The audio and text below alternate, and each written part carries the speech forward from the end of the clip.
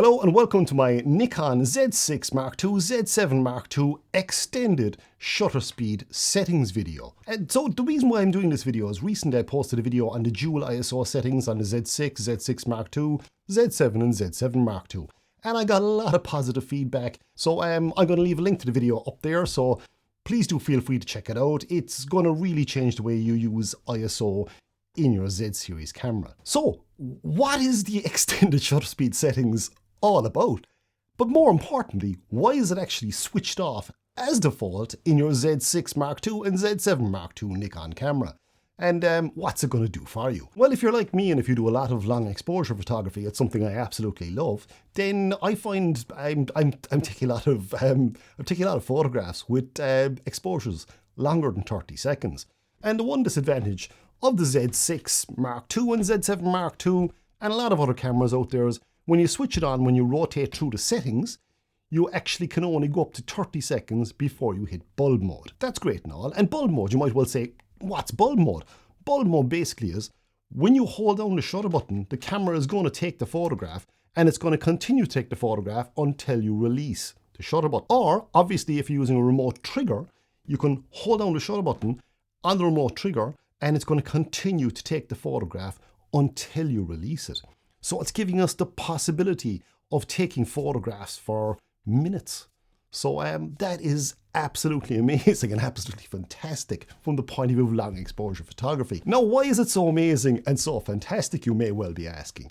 Well, a lot of the times 30 seconds of an exposure just isn't long enough. And to give you a few classical examples, if you're out taking photographs at, let's say you're out at a beautiful lighthouse and you're taking your long exposure photographs, you're taking maybe 1 second, 2 seconds, going up to 20, 30 seconds of an exposure and saying, oh my God, that's really adding something. You might be flicking through your photographs, you might see, oh, there's some really nice cloud movement.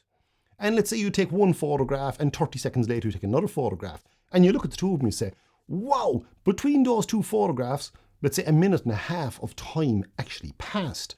In that 1.5 minutes, those clouds have moved from being there to being over there. And you see the direction the clouds are moving at, and you think, oh my God, these are going to be absolutely amazing leading lines. I want to be able to capture this. You open your camera bag and your remote shutter release isn't there. Damn it, I forgot the cable, or the batteries are gone, or something absolutely crazy or stupid like that. Trust me, it's happened loads of times to me over the years. So I was always going, okay, do I try and hold down the shutter release button on my D850 and D810 before? Which, trust me, I tried doing. I actually went so far as to putting a bit of tape down and actually taping the shutter button in place and then whipping it off then again afterwards and chancing it on a few different occasions. Now, it does kind of semi-work. It's not very professional, but it does kind of semi-work. But the really cool thing is if you can enable longer shutter releases in your camera, then that's really going to help you going forward. So, as I say, this goes up to 30 seconds, but you can extend that time. And crazily, the Z6 Mark II and Z7 Mark II have the inbuilt possibility of extending that time up to an absolutely whopping 15 minutes. Yeah, 15 minutes. So you can basically go from, let's say, stepping up from 30 seconds to 60 seconds to 90 seconds to 120 seconds. So instead of needing a remote shutter release all the time, you can actually get away with just bringing the camera with you. Now, the one thing I should warn you about here is if you're going to take really long exposure photographs, anything above 2 minutes, I suppose, really, the one thing you really need to be wary of is hot pixels. So both in the Z6 Mark II and the Z7 Mark II, which is actually what I'm looking at, which is what's recording me right now, once you go over 2 minutes, you're going to get quite a few hot pixels. What are hot pixels and what do they do for you? They do absolutely nothing for you and they can ruin your photograph. But what hot pixels are is, as you increase the shutter time in your exposure to take longer photographs, the pixels heat up in the sensor, and sometimes those pixels can get hot and they can leave red, green, or blue dots in your image. The longer your exposure, the more of these hot pixels are going to show up. So it's the one thing you should be really aware of, that if you're going to go taking a 10-minute exposure, you're going to get quite a few of these hot pixels. Now, you can eliminate them afterwards in post-processing, but just to know, it's not always a very good idea. And that goes for every camera out there. Every camera is going to give you hot pixels. So it's not just a Z6 Mark II or Z7 Mark II thing. This is going to happen on all cameras. So just be wary of that. I have my camera here. So this is a Z6 Mark II. So this is my video rig as such. I have it connected up to my Atomos Ninja 5.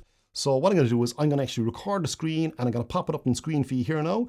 And I'm going to talk you through how you actually change those settings. But before we do that, we're going to look at the settings you have.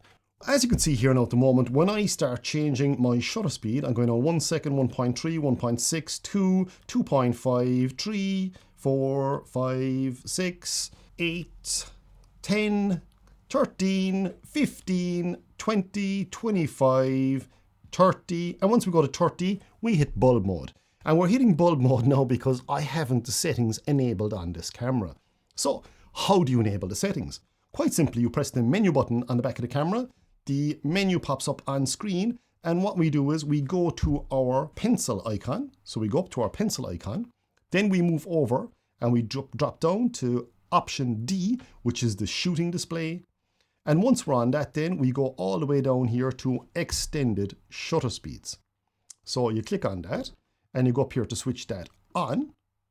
And now it's on. So if I go back out of it here now again, so I'm going to go 8 seconds, 10 seconds, 13, 15, 20, 25, 30, and wait for it, 60. 60 seconds, 90 seconds, 120, 180 seconds, 240 seconds, that's 4 minutes, 300 seconds, which is 5 minutes, we've 480 seconds, 6 minutes, then we have 600 seconds, which is 10 minutes, and then we have 720 seconds, which is 12 minutes, and finally, and last but not least, we have 900 seconds, which is 15 minutes. So a 15-minute exposure is possible. After that, then, we go to our bulb mode again. So we run all the way down, and the camera works exactly the same as before. Once we start going above the 30-second mark, going at faster shutter speed, all our shutter speed settings are exactly the same as they were. So it's making no difference whatsoever. So the only thing I didn't mention in this all along is that you actually have to be in manual mode.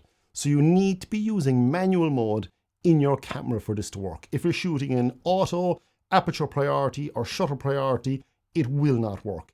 You need to be shooting in full manual mode for this to work. Apologies for that. I completely forgot to mention that earlier on. So if I go into shutter priority here now, for example, I can drop all the way down along here now, and I can go as far as 30 seconds, and that's it. It won't let me go any slower than that. So the reason being is I have to be in manual. So if I swap it back to manual here now again, and once I adjust my setting, I can go 60 seconds, 90 seconds. So that's how you change the shutter speed settings or enable the extended shutter speed settings on the Nikon Z6 Mark II and the Z7 Mark II. Do it, try it, see how you get on, and let me know. Did you know about this? Because as I mentioned before, the dual ISO settings video, which I'm going to tag up along here again, yes, promotion, I